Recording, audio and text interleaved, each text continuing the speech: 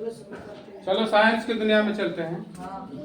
पादप कोशिका का नामांकित चित्र बनाएं। मतलब चित्र बना के आपको उसका नाम लिखना है। देखो, पादप कोशिका के कोशिका द्रव में जितने भी अंग हैं सबको पहचानना पड़ेगा, ठीक है।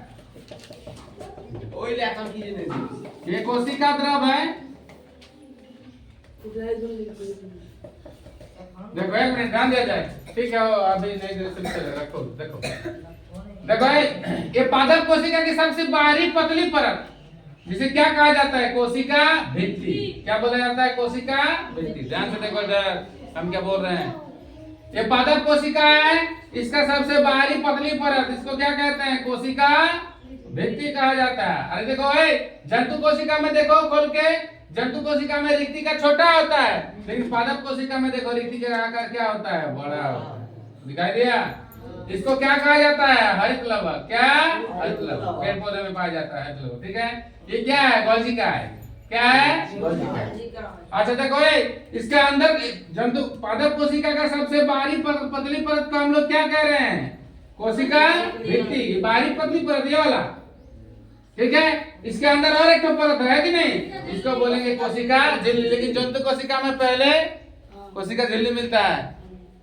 जंतु कोशिका की सबसे बाहरी पतली परत को क्या कहा जाता है? कोशिका झिल्ली। अब ध्यान दें, यहाँ पर ये क्या है?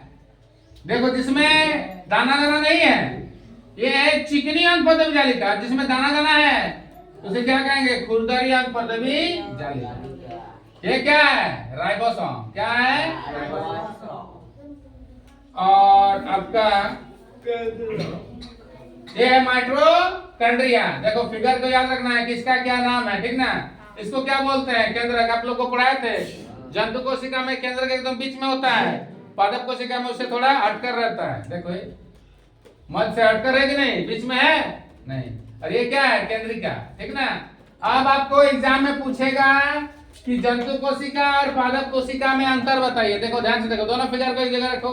पादप कोशिका के फिगर को भी रखो, जंतु कोशिका के फिगर को भी रखो। देखो, जंतु कोशिका में कोशिका भित्ति नहीं होती है। देखो, होता है जंतु कोशिका में कोशिका भित्ति कहीं है, लेकिन पादप कोशिका में कोशिका भित्ति होती है। देखो, पादप कोशिका का सबसे बाहरी पतली परत को क्या कहते हैं? कोशिका भित्ति। लेकिन जंतु कोशिका में कोशिका भित्ति नहीं रहता है। समझ में आया? एक एक अंतर हो गया।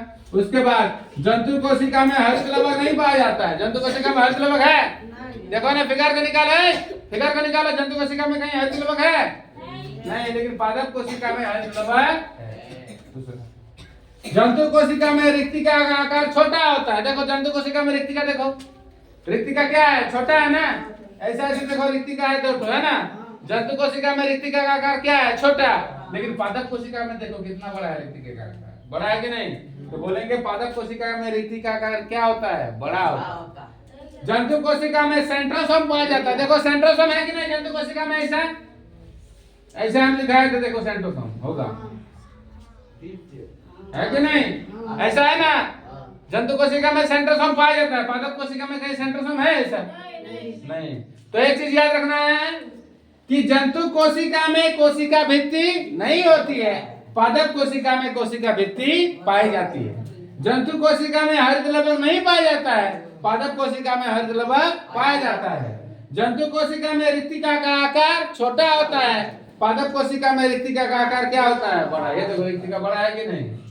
अच्छा, जंतु कोशिका में सेंट्रोसोम पाया जाता है, लेकिन पादप कोशिका में सेंट्रोसोम नहीं पाया जाता है, ठीक है। उसके बाद हम लोग पढ़ेंगे कोशिका झिल्ली।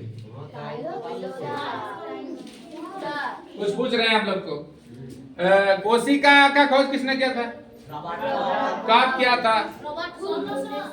1665 में। अच्छा, कोशिका के केंद्र का खोज किसने किया था? रॉबर्ट ब्राउन ने किया था। कौन किया था? कोशिका झिल्ली किसका बना होता है? लिपिड और प्रोटीन का। केंद्रक और कोशिका के बीच में जेली के समान एक पदार्थ भरा रहता है, जिसे क्या कहा जाता है? कोशिका द्रव। कोशिका द्रव, कोशिका द्रव कहा जाता है ना। अच्छा, केंद्रक में भी एक द्रव पाया जाता है, जिसे क्या कहा जाता है? केंद्रक द्रव। ये कोशिका है, ये केंद्रक है, केंद्रक के अंदर भी द्रव भरा रहता है, इसे कहते हैं केंद्रक द्रव। क्या द्रव? केंद्रक द्रव। और ये क्या है? केंद्रक और कोशिका झिल्ली के बीच में भी एक जेली के समान पदार्थ भरा रहता है। इसे क्या कहते हैं?